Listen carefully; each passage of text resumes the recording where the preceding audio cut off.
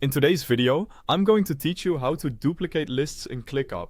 To get started, open your ClickUp Home workspace and navigate to the task you want to duplicate. Once you're in the right area, look through the list and select the specific task you want to make a copy of. This is useful when you need to recreate a task with a similar structure, instead of building everything again from scratch. Next, find the three-dot menu next to the list or task area. Click that menu to open more options.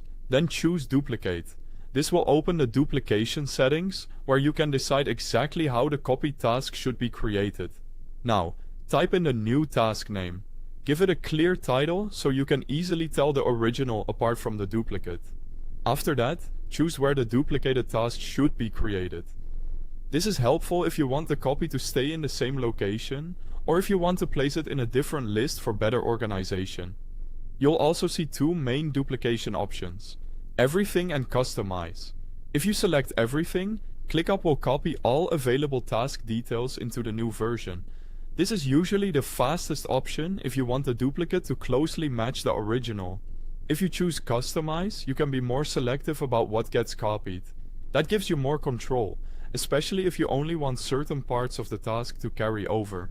Another option you may notice is Copy the Task Activity.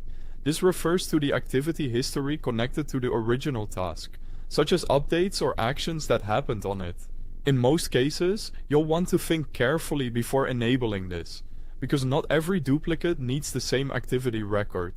It depends on whether that historical context is useful for the new task. You'll also see the Send Notifications option. If this is turned on, ClickUp may notify relevant people about the newly created duplicate. That can be helpful in a team environment.